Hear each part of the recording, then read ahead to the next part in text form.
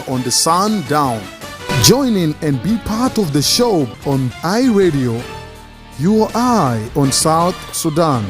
The Sundown. For the news, views, opinion, debates, and discussions. Listen to Who is Who, talking about issues that affect our country and continent. Only on the Sundown, your eye on South Sudan.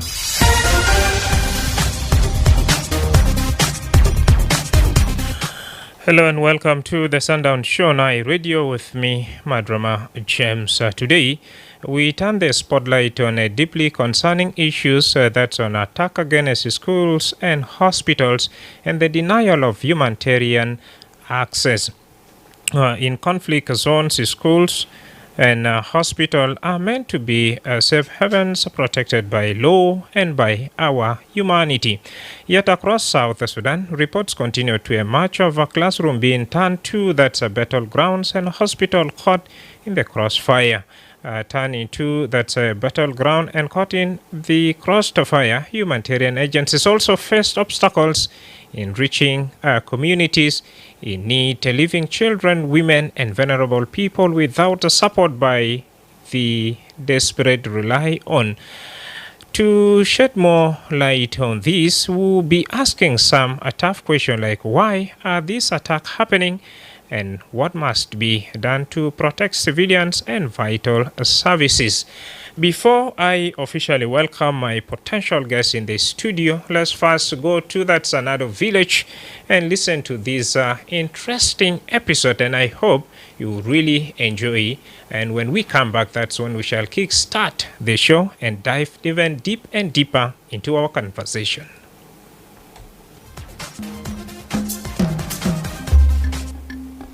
Welcome back to the Chiefs of Nado's Village, the confluence of laughter and lessons. Today, Chiefs Gal or Gal and Boy or Boy tackles the serious issue of denial of humanitarian access to children, which is one of the 6 grave violations against children. Yaba! Malu. We need to talk about something critical to our survival. Our survival? Yes. As an individual or as a collective? Both. You have my undivided attention, Galoga. And Asma Gali, our children are being denied humanitarian access. Denial? Yes. By who? Is it like when I denied eating the goat meat in the soup and claimed it was stolen by the ghost or... No, Yaba, it is not that. But must you really bring in your ghosts into every conversation Galo, I do not care what you think about goat meat. I love them. Fine. I am not talking about goats. I am talking about the intentional deprivation of humanitarian assistance to children. What does that even mean? Asma, it is when parties in conflict block essential relief supplies to communities that are in need of it due to man-made or natural catastrophes. Quiz. Okay, I get it. But was there a goat meat in the humanitarian supplies? But this is not a joke, Yabake. Galogal, who said I'm joking? How? Was there a goat meat in the humanitarian package? No, I'm not talking about goats. Children need food, medicine, and support. And when that aid is blocked by anyone or any wearing parties, it puts the lives of children at risk. That is a grave violation of the children's rights. But goat meat is food, Galogal. Yes, that is true. But you know, sometimes passages are blocked to protect the humanitarians. Protect? From who?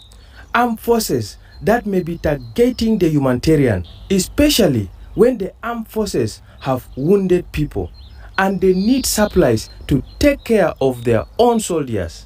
Asma Yaba, that is wrong. Very, very wrong. Listen, while humanitarians cannot drive into an active conflict, Yaba, under international laws, every community, including children, need to be granted access to humanitarian support. Okay, so blocking the aid from getting to children or the children getting to the aid is a grave violation of children's rights. Really? Yes, Yes, really. And let me make this one very clear to you. Asmani, attacking humanitarian convoys or kidnapping humanitarian staff who are on their way to provide the much needed aid is a crime punishable under our laws. So, what is your plan?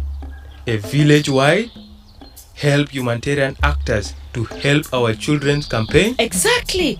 Also, grant access to humanitarian actors to help the needy and the vulnerable. Girl. How do we go about ensuring that everyone is keying into this campaign? Let everybody know about the importance of humanitarian agencies reaching the vulnerable populations, especially the children. Let every husband, wife, and all the leaders involved, they must be proactive to protect our vulnerable persons, especially the children. Tell me this. Who will benefit from these your lofty ideas? Everybody, including yourself. And listen to me, Yaba. It is in interest of every one of us involved in armed conflict. Exactly. And protection of civilians, Yaba. Especially children is everyone's business. Oh! Attention, Nados villagers. We are here to deliver aid, but someone keeps stealing our delivery cards.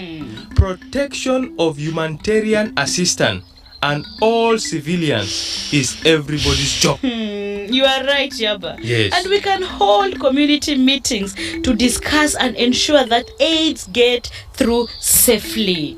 Taros, we shall not let anyone block the path to snacks. I mean, essential supplies. You are right, Yaba. We need to educate everyone on the importance of allowing access to humanitarian aid. Children's survival depends on it. Galoga, if we deny them access, we might as well be denying them goat meats. Boy, oh boy. Stop making jokes out of these serious issues of humanitarian access to vulnerable people, okay? Galoga, for the last time, I am not joking. Goat meats are very important to our children. Okay. We know how important goat meat denial is, blah, blah, blah. One thing I want everybody to take away from here as we talk is that everyone should have access to what they need to survive. And so, the chiefs of Natus village remind us that denying humanitarian access to children is a grave issue that needs our attention. Through education and community support, we can ensure that every child receives the assistance they need. This play is brought to you by the United Nations Mission in South Sudan, Child Protection Unit. Like I said earlier on, you are going to really enjoy the episode, and indeed, there we are. And over to that, my guest in the studio right here. I'm blessed to be joined by Jen Simon and Elizabeth Kangela, both from that UNMISS Child Protection Unit, and they will of course share more light on how these attacks affect children's education and future. And finally, we have Colonel Kwal from that State Technical Committee for Child Protection and Director for the Joint Verification and Monitoring Mechanism in Central Equatoria, who will share the security perspective with us. And to kickstart the show, I would like to welcome Jen Simon to tell us more about these attacks against schools and hospital and denial of even access to that humanitarian services is still, but first on a school and hospital. Good to have you. Yeah, thank you, James, for the opportunity. Attack against schools and hospitals. When we talk of attack, is intentional. Could be intentional, could be like direct and indirect.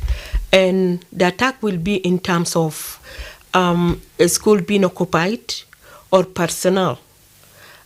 being killed or abducted in services.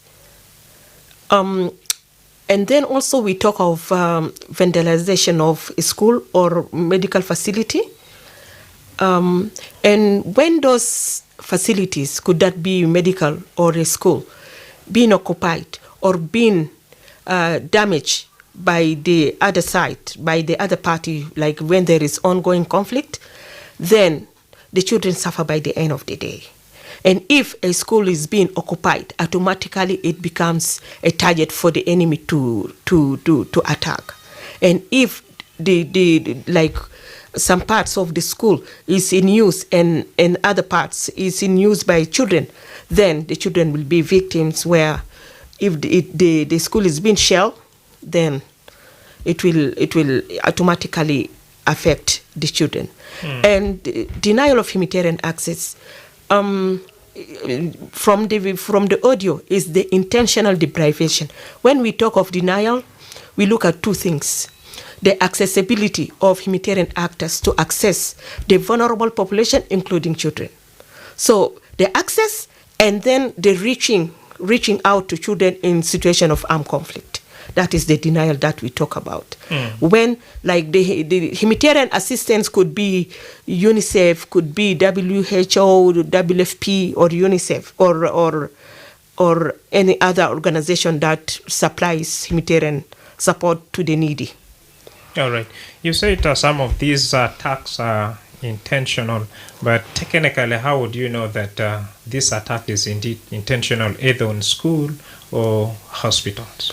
Yeah, sometimes when mainly we monitor when the uniform personnel they are the ones who are the perpetrators of that act.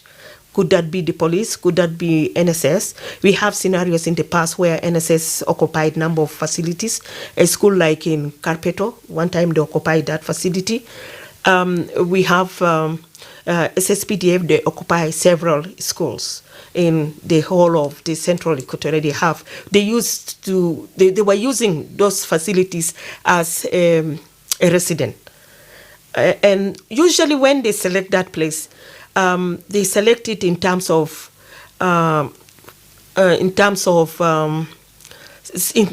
security and water supply.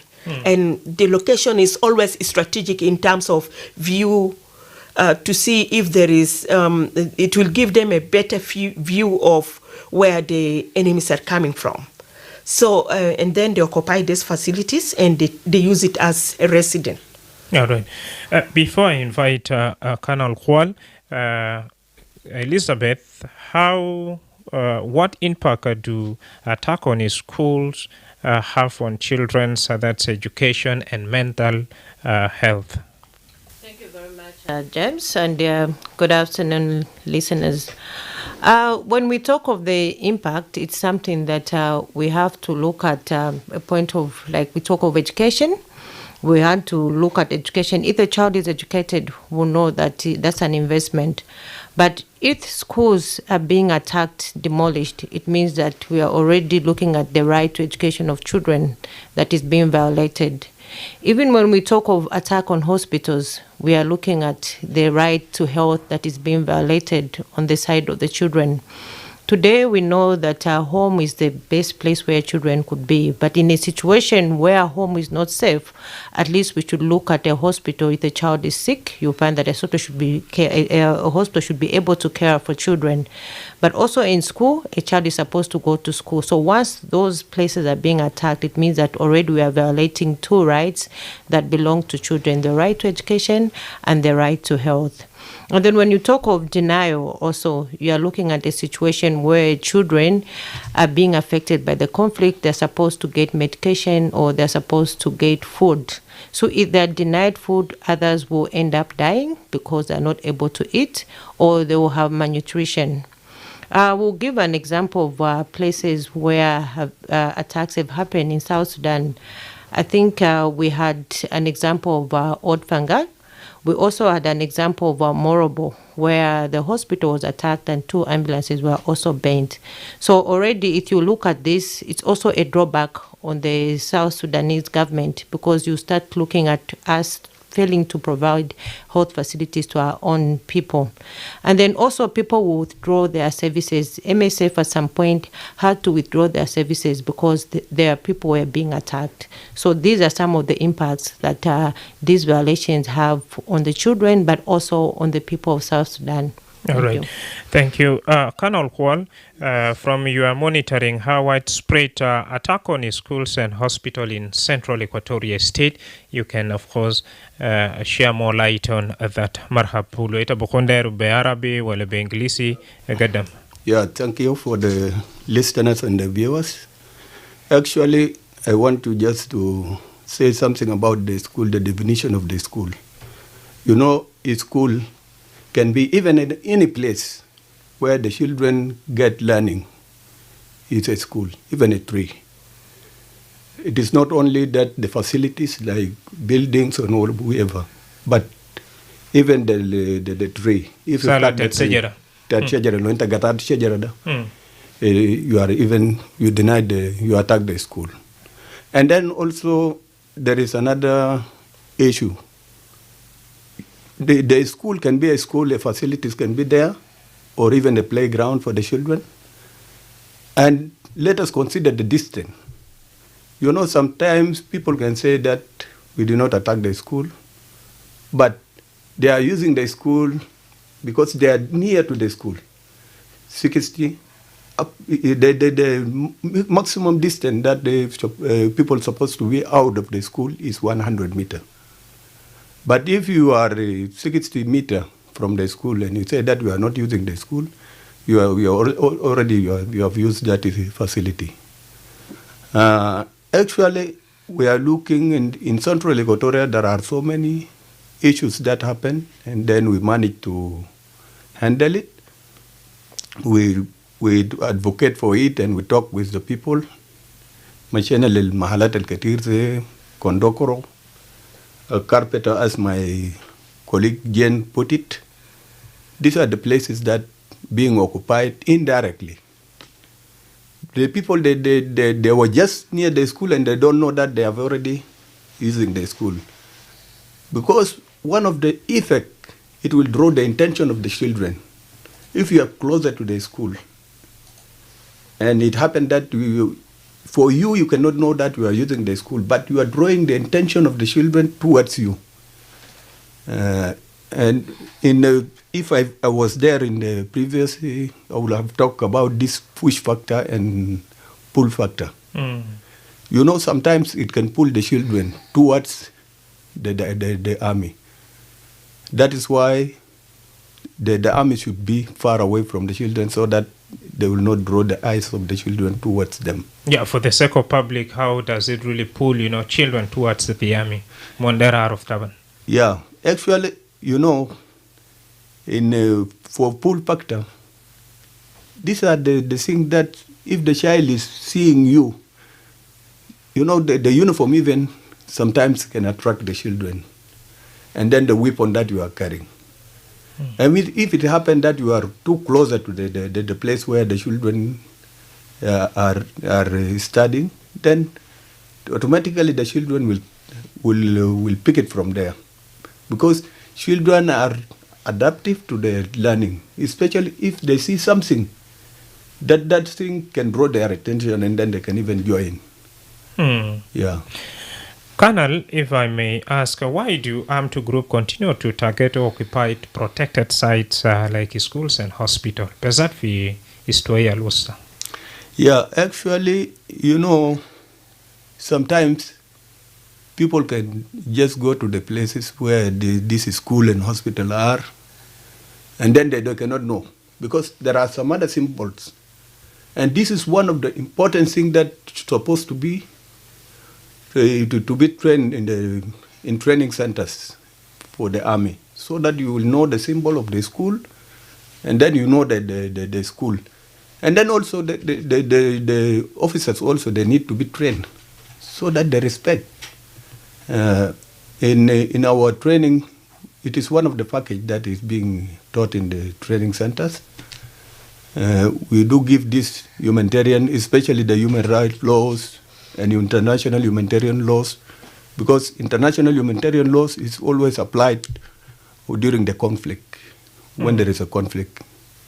So if you manage to equip your officers, then you can manage to do something good for the betterment of the people. All right. At the end of the day, people is our people, so we need to protect them at any cost. Elizabeth Kangela, we all know that in schools, of course, we have boys and girls, but how are these attacks affecting girls differently from boys? Thank you very much for bringing out the gender perspective. First of all, from the biological makeup, you can tell that even in terms of running, girls can never be as fast as the boys. But also, when it just comes to accessing facilities, you see that for a girl child, it would be easier to go to a school that is nearby to where they stay compared to the boys. So if we are going to be attacking schools that are already within the vicinity, it would be very difficult. And today we are talking of educating a girl child is like you're educating the whole world. So if schools are being attacked and girls are not being educated, and we are also promoting gender equality. In gender equality, we want to see that there's equity between the girls and the boys. So at this point, we want to ensure that we have more schools and we make schools more attractive for girl child. But if we are going to attack those schools, it means that most of the children who are girls already, who are disadvantaged at the moment, will not continue to go to school. So girls are more affected, even when we want to call for gender equality. And then if we keep attacking those schools, the girl children will still get disadvantaged because they will not get to access education. All right. Jen, in your view, are community doing enough to protect the schools and hospitals from being targeted? Lo fi mashakilat al-kulita gad baino dorbita mujtama say fi wele tagaino mafia. Yeah, community, the communities that we have visited, they contribute to occupation of schools. How? Community leaders, for example, or local leaders, when there is new deployment of the military, they don't have a place for the military to settle in, and they will say that we have this school or we have this hospital, you stay in that school, because now the school is not running because of the conflict that is ongoing. So they will use that school. We have a number of scenarios where the local authorities, they are the one who authorize the use of facilities such as a school or hospital, because the school are vacant. The children, maybe in other places, children got displaced along with their families, and the local authorities they give the school out for use. Kanal في مرحلة دي تبيال قايتم قاعد بعمل شنو في verification طبعا لو يمشي في منطقة ولا في قرية تاني في مدارس دي سلاطين ولا ناس ذاتهم مسؤولون في محل يابو ودي لأساكر عشان كمان برضو يجين في مدرسة يا في مستشفى برضو. Actually, it was a very good point that you brought it. We have this scenario. It happened in so many places, even in Muniki here. Just in Juba here. It's one of the example, the life example, and it's still existing. People are, the community and the local authority, they are the one who gave that place for the army to use. Because for them, they just look on the security sector, not knowing that they are even occupying the hospital. And the hospital is supposed to be used by the people, so that the nearest people can get access to the medical facility. But now, that facility is already being occupied. And to one of the live examples also I have seen it, and it is even one of the wrong thing. It is even near that facility in Muniki. There is a police station is even closer to that. It means that even the police are using that facility. Yeah. Then, So in such a situation, what are you doing? In such a situation, we used to at least to tell them, like in Muniki, I managed to go and talk to the people, to the leadership, and the leadership accepted, and through training, we used to train them so that they know that this one, the way they are doing it is not okay. So training can be given to them, and even we can even go and talk to them, and we will tell them what is right and what is not right. This is how we usually do. Like in Muniki, I managed even to convince them to vacate the place. The following day, these people were about to vacate the place. The community by themselves, they're the one who came in. They came and attacked us. Have you seen? So, what was the reason of the attack? Yeah, they say that we are the one who brought them here in this school. Whether security reasons, whether it is a hospital. Now we have cancelled the hospital. We don't want hospital. We need only the most important thing for us is security of our life. And these forces who are there, these joint operations, is helping them in regard to security. That is why they consider the security most than the health facility. All right. Colonel, despite of your intervention, still you were attacked. Now, what practical steps should the government and partners like UNMIS take to address this matter? Yeah, it is one of the most important things is through awareness. We need to aware people. Like now we are here in the studio is just only to aware the people that there is a situation that which is not in our hand, and we need to handle it. Awareness through radio, through workshop, and all this. Yeah. And Yes, Kanjala, over to you. In such a situation now, what are some of the best approach? Because the moment community allow some of these military barracks to occupy the schools or hospital, you've talked of the impact, and that is, of course, true. So what next? Let me just refer to the same instance that the Colonel has talked about. In this case, we are actually still sitting on it as the State Technical Committee, and we've already written to the Ministry of Health, because I think the issue was that at that moment, this particular facility was not in use, and that when they went to that particular place in Munich, the people felt that security was more important than having a building that is not in use. So right now, the Ministry of Health has committed to say they'll be able to deploy personnel to go and work from there and be able to give the medical assistance, whatever they'll need, medicines and everything to that particular place. So when this building was occupied, it was not being used as a medical facility, although it was built for that particular reason. Yeah, so I think it was an issue of balancing which one is better at the moment. We don't have security, and then we have a building that is not occupied. So we've written to Ministry of Health to assure us that if the security personnel will vacate this place, you'll be able to make use of this building. But in general, most of the situations, like I said, it's an issue of dialogue. We'll dialogue with our colleagues to ensure that they vacate such a place. It is a school, for instance, Kondogoro, when they immediately vacated, it was actually renovated by UNMIS Child Protection through what we call quick impact projects.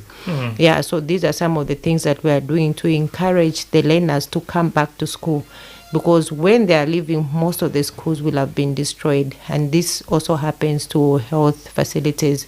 So for this particular one, we are still doing negotiations, we are still doing advocacy, but also encouraging the Ministry of Health that they should put in use that particular facility for what it's meant for, and like just leaving it like that. So this is Elizabeth, let's have a better conversation here now. In such a situation where there's a security concern and there's also unoccupied structures, what best can the community also do? Because they have, of course, a genuine reason. They need a security, but at the end of the day, these security personnel are deployed in either school or hospital. is it in practical term or in real term? Are they supposed to maybe allow the empty space to remain like that, or internationally or legally, what are they supposed to do, more especially the community leaders? Both health matters and security are important. There are some things that you wouldn't want to trade for one for the other. But in a situation that there is a facility that is empty, is not being used, I would not want to blame the community at that particular time. But it's the same community right now that is complaining that they don't have health facilities, they're not able to go to a hospital that is nearby in a situation that they are sick or any other health issues that are affecting them. And this is where now we have to say for our colleagues who are from the security, they can find other places to occupy.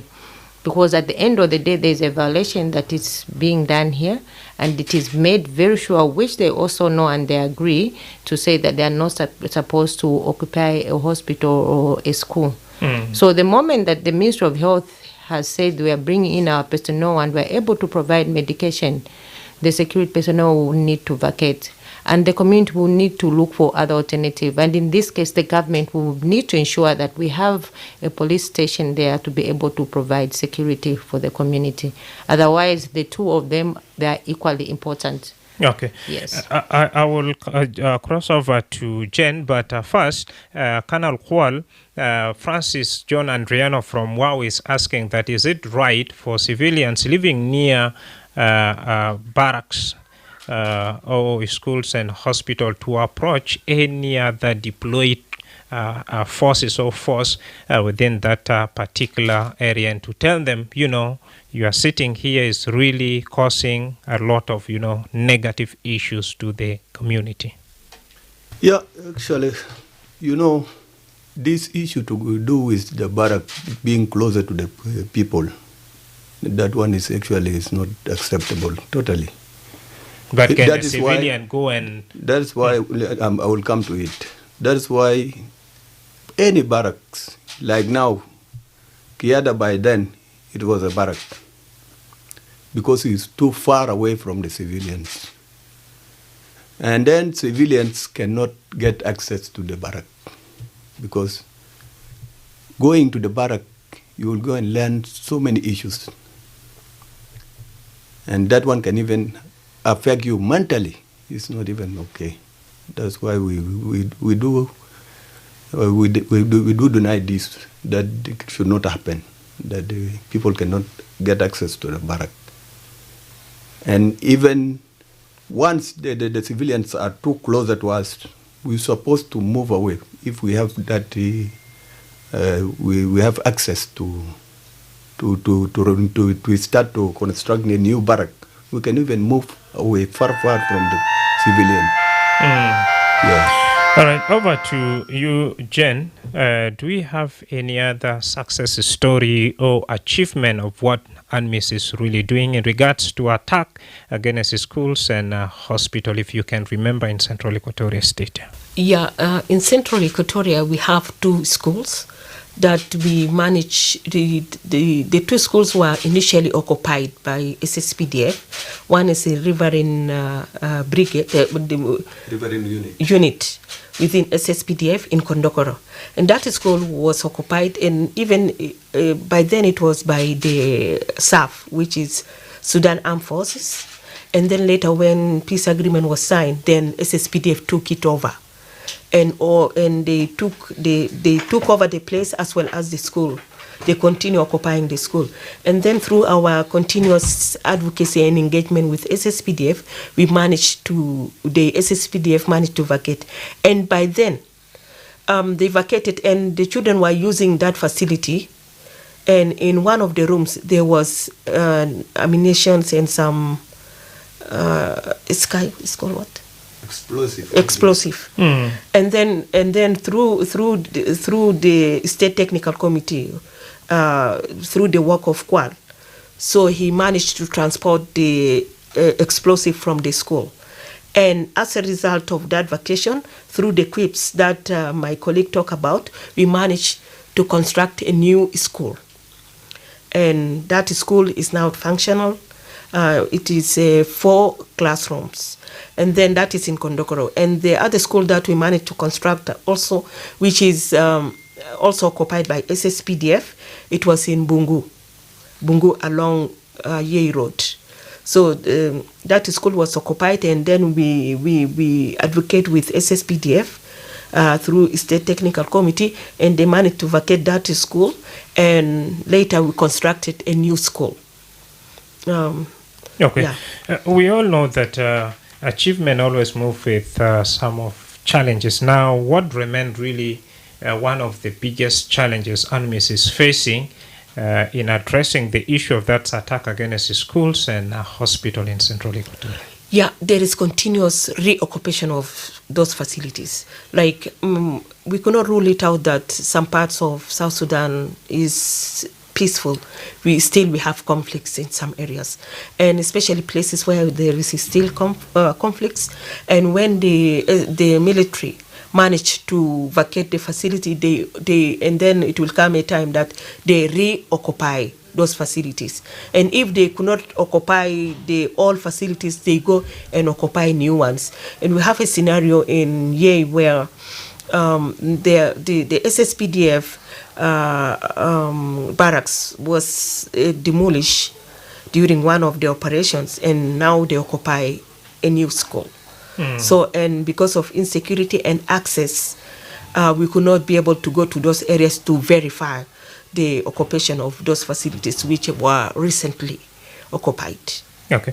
Looking at all these efforts, at the end of the day, it's like the insecurity will take the whole initiative or effort back to square one, a situation where armed forces occupying a school at the end of the day with intensive conversation, constructive conversation, they will decide to leave, but at the end of the day, again, reoccupy. Now, what are some of the long-term strategy UNMISS is using together with the monitoring mechanism team to address such a challenges before we invite in our patient audience also to ask their good questions? Thank you very much. We will continue to advocate and also remind the South Sudanese government that some of these violations, especially things to do with the 6 grade violations, they are making them listed in a situation that they will not be able to also be able to go to other peacekeeping missions, and participate. So that already, as a government, you would not want to be listed on a list of those countries that are violating children's rights. And at this point, I would want to say that though there's continuation here and there, I think the cooperation has been there. In most cases, like my colleague has already said, the places that we've managed to have them vacate, there are quite many. So it's a listening government.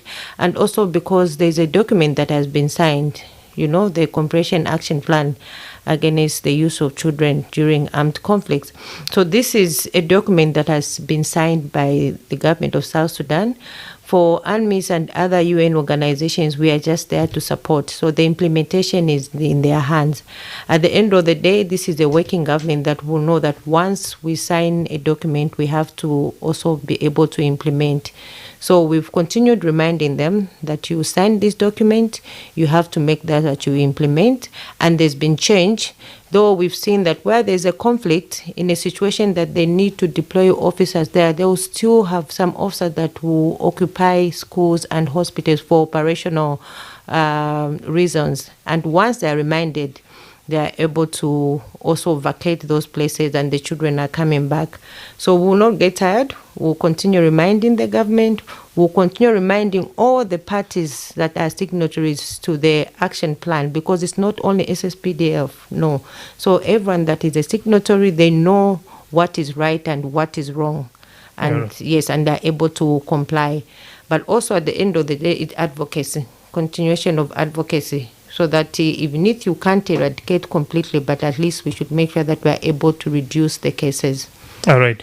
Dear listener, it's now your turn to grab that cell phone and dial our studio line 0911-22986-986 as we shine a spotlight on a troubling issue, attacks against schools and hospital and the denial of that humanitarian access. Why all these are happening and what should be done. I'm joined live in the studio by Colonel Hual, from that joint verification monitoring mechanism, and Jen, together with Elizabeth Kangela from that UNMIS child protection unit. And if you have that question, you can, of course, call us right now. It's a Baghdad Diamond Wenisuma iRadio على نمرة التليفون 0911-986-986 أو تبيرسل رسالة على نمرة 0913-986-986. نعم فرصة عليك لو عندك بخون سؤال ولا تعليق خاص لضيوفتي في داخل الاستوديو. فعلا أنا قاعد بونس في مالتا بيلقى مستشفى ولا كمان مدارس اللي بيجيروا عشان يكون كمان برو محل العساكر بيجين فوقه تأثيرات بتو وكمان حل بمولشنا طبعا النجالي وكمان قال بالمرد الناس ذاته في مجتمع يقعد بودي محلات لسان كيف عساكر ساكن فيو فتابو طوال بتصل معنا في 09 وايد ولدنين 2 986 via that's our Facebook page. We have W. Christopher Church is watching us live from Western Equatoria State, Yambia, and is sending his greetings to my guests in the studio. Hi, radio. Lucas Abid. Hi, radio. Hello? Ayuwa. Ayuwa Sultana, Mama Maria. Marhab Sultana. أنا سلميتها في السجن أنا سلمي جيت في السجن. شكرا. هاي مسلمين كل يا ليتان. محل كمدرسة. بلي يكون كمدرسة. بلي يكون جت بدين ده محل كمدرسة ده مفروض في بيوت مدرسين يعقوبوا. يلا محل كأسكر جات براو. ها؟ عربي تاني ده كبير. ليه بجيبوا أسكر بدين في محل كمدرسة؟ يكون دلم السكر بيجي في محل ثم انت السكر ومدرسه بيجي مدرسه مستشفى بيجي مستشفى ما في السكر فوقه الا كان عليه حرج يا في لكن كان السكن بتاع السكر فوقه ده قال دمسا هاي دمسا حكومه تانية تلاقي مكالمه كويس تلاقي حاجه لفوتو محل بيكون تمام منجر جات بيكون فيه سكن سكر كده سكن مدرسين كده دي جمان يعني لكن كل يوم عملوا جات جمان ده بيكون حاجه تمام هاي ده مداخله. شكرا جزيلا سلطانة ماما ماريا هنا في جوبا. سلطانة بقول سكول ولا مدرسة يكون مدرسة لكن كده ما لمو اتنين دل كله في محل وايد ناس ما من اي راديو. Good evening, Madrama. Good evening, Diang Diang. Thank you. How is wow? Yeah, wow, good. Matar bada nazar nisada. De baraka. Naam. Ana shayab actually this was a very big mistake from the beginning, and I think these things are happening where there's a conflict, but where there's no conflict, maybe I will go to Sakirija go to the down that. The government and also SSPDF must actually make it clear to all the division in Kano State and the administrative area to evacuate the schools and hospitals. Another thing, if there are rebel forces, maybe they are the one doing that because they are actually looking for a shelter and sometimes wanted to occupy an area. This is something that are happening now. I want to ask the guests in the studio, how are you solving these issues? As long as they are there, maybe they are not talking in vain. The schools that are already occupied by this military. So how do you make sure that they evacuate those places and relocate to these barracks? That's one. Another thing is that if the school is not functioning or a school is functioning, where the children are learning if the school is occupied. Where is those children who are supposed to learn in that school, where they are learning? And then what authorities are saying, we do approach them and ask them about the school being occupied by soldiers. What is their approach, so that they actually relocate and evacuate the schools or hospitals or the facilities. Even, this thing of putting back in the middle of villages is not good. This is something that also government have to look after. If the villages are sitting or in certain particular location or area where this dense population of the people supposed not directly put the barrack where there's people supposed to put barrack also in the places where there's somehow distant away from people, so that it cannot create a conflict between civilians and soldiers. Thank you, Dian Deng, for asking those important questions, and my guests right here in the studio to respond to some of your concern. Let me talk to this. Hi, Radio. Aywa, Lucas Ebit. Saha Nur. Arfa sotak shoya san sotak. Ay muskila de suna. Muskila de okwe. Tamadara sana kitakiri masakere de okwe. Lakini ya madrasa madu tofa buma ma tofa buma ani. De malta deresa ma da tofa buma ani ni kuta fitati buma. So ajalsi der no be sikil bara. Ma gali to wat lera ni. Ya de begin foko de foko de buka ma afase de kunu na tiel. ما بلين أينو مصر كان على أصل في إلى الجامعة اللي بيقولوا يوسفو فاكر بي عملوا يا الجامعة ده كان أمنا مسلمة فاكر بي مسو عملوا مساكن ساكن نما ديناس يلا كمان تنين ده كتب تسكين تنين ده كتب تسكين كيف جبنا كبار كتير so ما بتاع يال أبدا ما بتفقوا مجال ده ما ليش بكل مستشفى هذا كل هذا هي رسالة بناء هذا شكرا. Naam, de Lucas Sabita ina fi Juba Besata Lemungaba. Over to that Sakanjela because of a time, and the other question will of course directly go to Jen, and we have Colonel Kwal. What approach is UNMISS using to make sure that some of these forces occupying schools are relocated? Welcome. Thank you very much. Earlier on, I had said that when it comes to the comprehensive action plan against use of children, it's not only the government, it's not only the armed forces that have signed, also the armed groups, including the IO as well as NAS. There are people that are answerable to this. So for us, regardless of who's occupying that school, we have a way of reaching out to their leaders because they have both signed, whether you are on the opposition, you're an IO or government, they've signed this comprehensive action plan. So they are both supposed to be implementing the action plan. And then when you talk of what are we doing about it, I think also it's the issue of training. We've ensured that when we have new people that have been recruited, continuous training has been taken place, making sure that we build the capacity of our colleagues.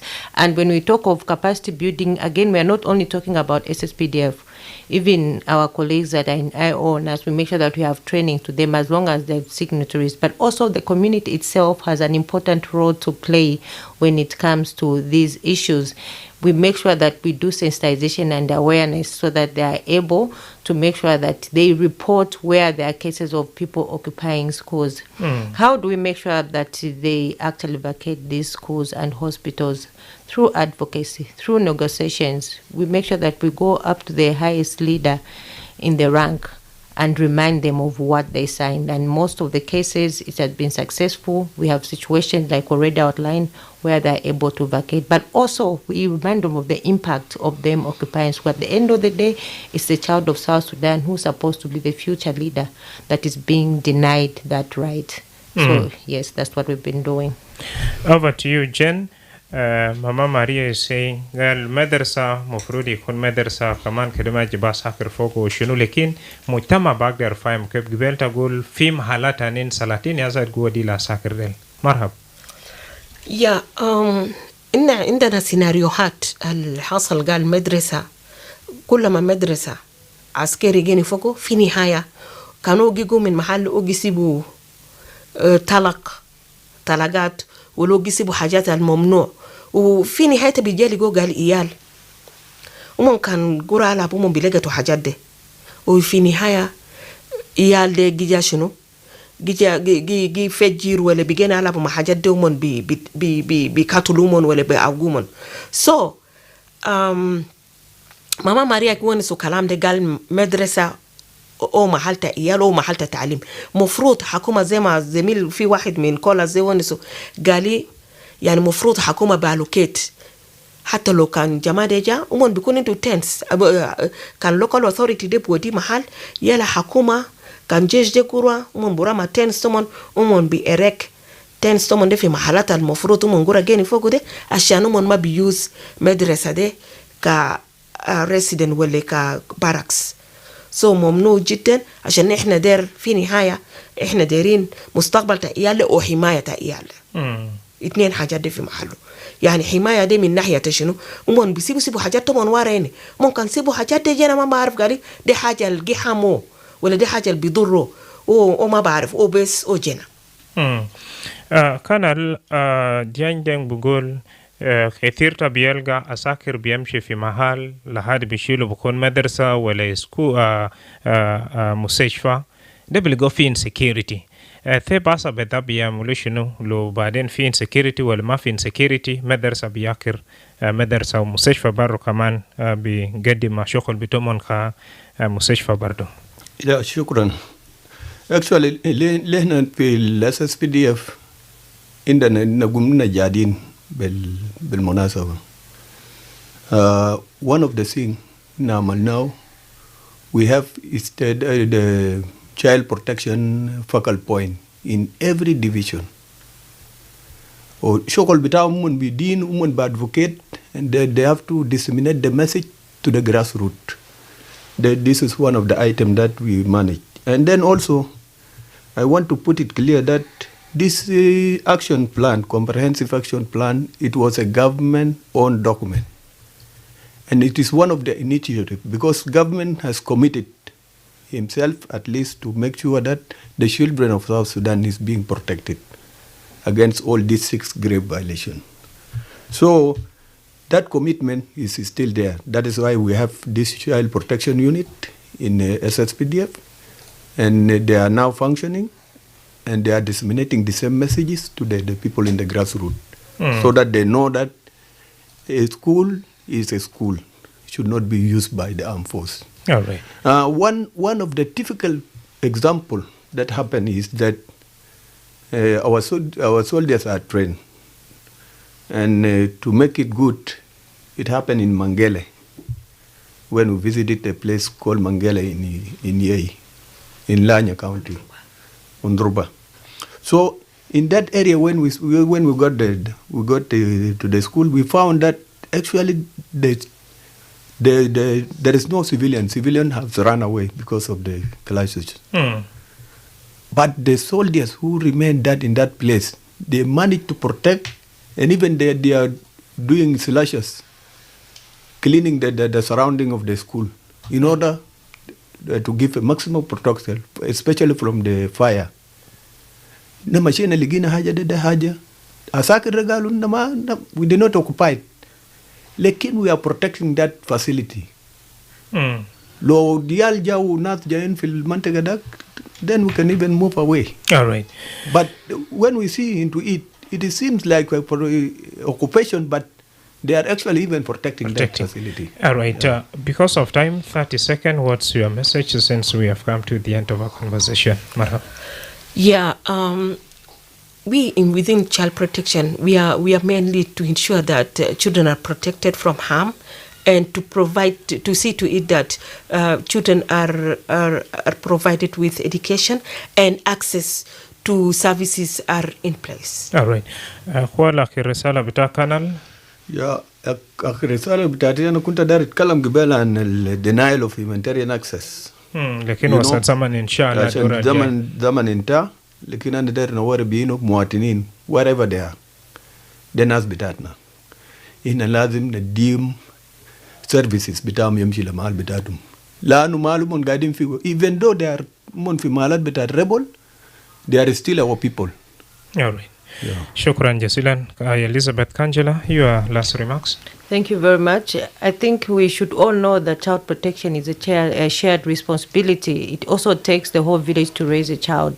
So every child protection actor should be in the forefront to ensure that we protect our children, including the media, because we are the voice of the voiceless.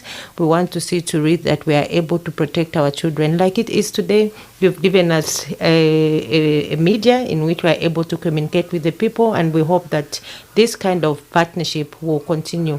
All right. The community leaders, the community members themselves, the police officers, every person that makes up a community should be able to be the forefront to ensure that children are protected. Dear listener, up to here, we have come to the end of our conversation focusing on attack against schools and hospital and the denial of humanitarian access. I've been your host, Madrama James. This is iRadio. The iRadio. Your eye